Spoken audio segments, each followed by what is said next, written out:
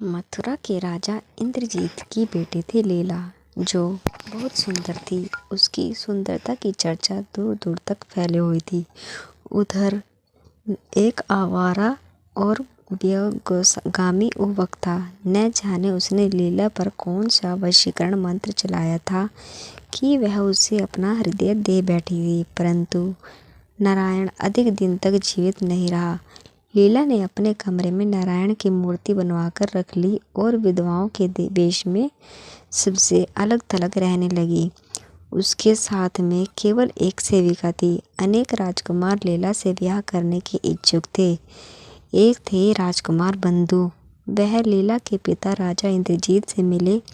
राजा इंद्रजीत ने कहा, मुझे तो लीला के साथ आपके विवाह में कोई आपत्ति नहीं, परंतु तुम्हें राजकुमारी का हृदय जीतना होगा। यदि तुम सफल हुए तो राजकुमारी ही नहीं, मेरा आधा राज्य भी प्राप्त कर सकोगे। पर कठिनाई तो यह है कि वह किसी से भेंट नहीं करती। या तो वह अपनी कक्ष में रहती है या फिर झरोकों से जमुना को निहारती रहती है। राजकुमार बंधु ने तुरंत एक योजना बनाई और राजा से पूछा, राजकुमारी को झरोकों से नीचे नागरिकों के आने में कोई आपत्ति तो नहीं होती? अभी तक तो उसे ने कोई आपत्ति नहीं की है। इस प्रकार राजा ने कहा। अपनी योजना के अनुसार राजकुमार ने एक पुतला तैयार करवाया और इसे औरत के कपड़े पहना दिए।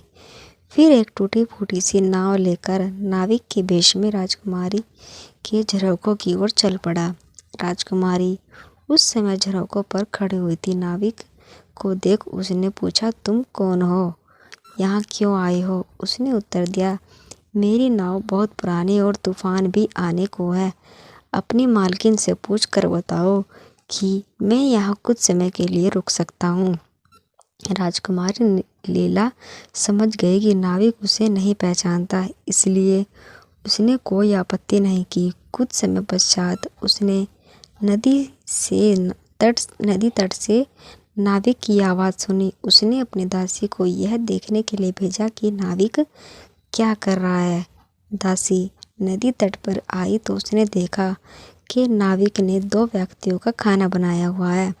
एक व्यक्ति के लिए उसने चांदी के पात्रों में परोसा और दूसरे के लिए पत्तल पर। वह पुतली को मनाते हुए कह रहा है, आओ प्रिय, खा लो। देखो मैं तुम्हारे बिना कैसे खाऊं? जब तुम जीवित थी तब भी क्या हम अलग अलग खाते थे? दासी ने पूछा, नाविक यह पुतली कैसे खाएगी? किसकी पुतली है? नाविक ने गले से लगाकर कहा, मेरी पत्नी की पुतली है। 4 वर्ष पूर्व इसकी मृत्यु हो गई। वह मेरे बिना खाना नहीं खाती थी। मैं भी उससे बहुत प्रेम करता था। उसकी मृत्यु के बाद मैंने उसकी पुतली बन गई। इसे हमेशा साथ रखता हूँ। दासी ने आश्चर्य से पूछा, लेकिन इसके आगे तो तुमने चांदी के पात्रों में भोजन रखा है और अपने सामने पत्तल में। अपनी पत्नी से मैं बहुत प्रेम करता हूँ ना। मैंने इसके लिए बढ़िया वस्त्र और आभूषण भी बनवाए हैं। रोज बदल देता हूँ। दिखाऊं तुम्हें? नाविक ने दासी की उत्सुकता बढ़ा दी। दासी ने जब वस्त्र और आभूषण देखे तो आश्चर्यचकित रह गई।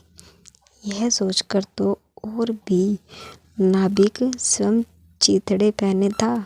नाविक मेरा क्या है, अब किसके लिए पहनूं? नाविक ने कहा, जितना कमाता हूँ इस पर ही खर्च कर देता हूँ।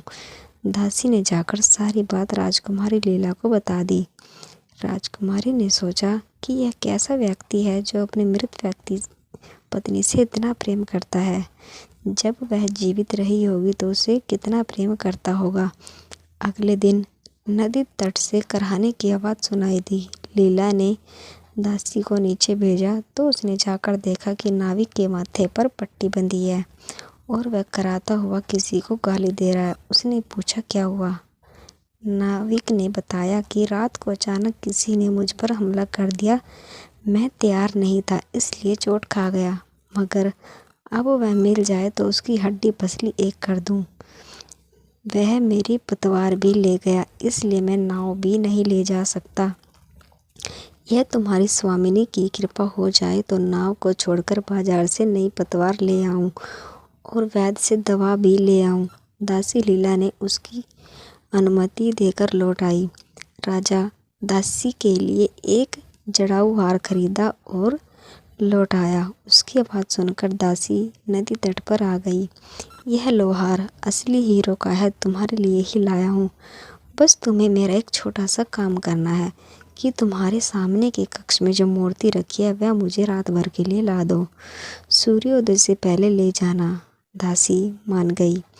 राजकुमारी के सो जाने के बाद दासी ने नारायण की मूर्ति नाविक को ला दी। सूर्योदय से पहले ही नदी तट पर सुनाई दिया। राजकुमारी की आँख खुल गई और उठी और झरोखों पर आकर देखा कि नाविक अपनी पुतली को भला बुरा कह रहा है। अब मेरा तुम्हारा कोई संबंध नहीं। तुम्हारे मरने के बाद मैं भी दूसरा विवाह नहीं किया। तुम्हारा इतना ध्यान रखा कि पहले तुम्हें खिलाया और फिर खुद खाया। वस्त्र और आभूषण भी दिए। खुद मैं चीथड़े पहनता रहा और जब मैं एक रात के लिए बाहर गया तुमने अपने प्रेमी को बुला लिया। राजकुमारी लीला ने सोचा कि पुतली कैसे किसी को बुला सकती है। वह दूसरे कक्ष में पहुंची कि दासी को भेजकर पता लगाया कि सच क्या है। वहां पहुंचकर वह चीख उठी। उसने देखा कि नारायण की मूर्ति नहीं है। नीचे से आवाज़ आ रही थी। नाविक रोता हुआ कह रहा था, मुझे क्या पता था कि यहाँ प्रेत रहता है। पहले इसने मुझे कल रात मारा और अब वह मेरी पत्नी से प्रेम कर रहा है। यह प्रेत भूमि है। राजकुमार लीला झरोखों से खड़ी सब सुन रही थी। उसने वहीं से पूछा, लेकिन बेजान मूर्तियाँ इंसानों की तरह व्यवहार कैसे कर सकती है नाविक? प्रेत खुद कुछ नहीं कर सकते। यदि उन्हें शरीर प्राप्त हो जाए तो वह ठीक मानव जैसा ही व्यवहार करते हैं।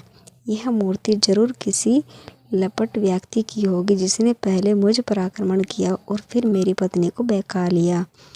लेकिन मेरी पत्नी भी कुटिला निकली। नाविक क्रोध में जोर जोर से चिल्लाने लगा, मैं ऐसी विश्वघाती पत्नी की याद में क्यों पागल बना घूमता रहूं? मैं दोनों को नदी में डुबो दूंगा। यह कहकर उसने अपनी पुतली और मूर्ति दोनों को उठाकर यमुना में फेंक दिया। राजकुमारी लीला सोचने लगी, क्या बस नारायण इतना लंपट था कि अवसर मिलते ही दूसरे की स्त्री के पास जा पहुंचा? अगर वह लंपट ना होता तो उसका प्रेत इतना नहीं और उस लंपट नारायण के लिए विधवा सा जीवन व्यतीत कर रही थी। नहीं, अब और नहीं। वह दौड़कर नदी तट पर पहुंची और नाविक वहां से लौटने का अभिनय कर रहा था। राजकुमारी लीला ने उसे रोककर कहा, सुनो, मैं दासी नहीं राजकुमारी लीला हूँ। वह मूर्ति नारायण की थी जिससे मेरा विवाह होने वाला था। वह चोट लगने से मर गया और बिना शादी वे ही विधवा सा जीवन व्यतीत करने लगी। अब मेरी आंखें खुल गई है। सुनो, मुझसे शादी करोगे? नाविक सिर नीचे झुक करके सुनता रहा। कुछ समय पश्चात राजकुमारी लीला और नाविक के भेष में राजकुमार बंधु को अपने समक्ष पाकर राजा इंद्रजीत मन ही मन मुस्कुराए और राजकुमार बंधु को उसकी सफलता पर बधाई दी। परंतु राजकुमारी को यह सुनकर उन्होंने कहा, बेटी, नाविक तो अत्यंत निर्धन लगता है। पिताजी, यह निर्धन अवश्य है परंतु उसका हृदय निर्मल है। मैं इसके साथ सुखी रहूंगी। राजा इंद्रजीत और राजकुमार बंधु एक दूसरे की ओर देखकर मुस्कुराए। राजकुमारी नीचे की तरफ देखती खड़े रही। दोनों की शादी हो गई। राजकुमार बंधु को लीला के साथ साथ आधा राज्य भी मिल गया और दासी को नाविक की मृतक पुतली के सारे आभूषण।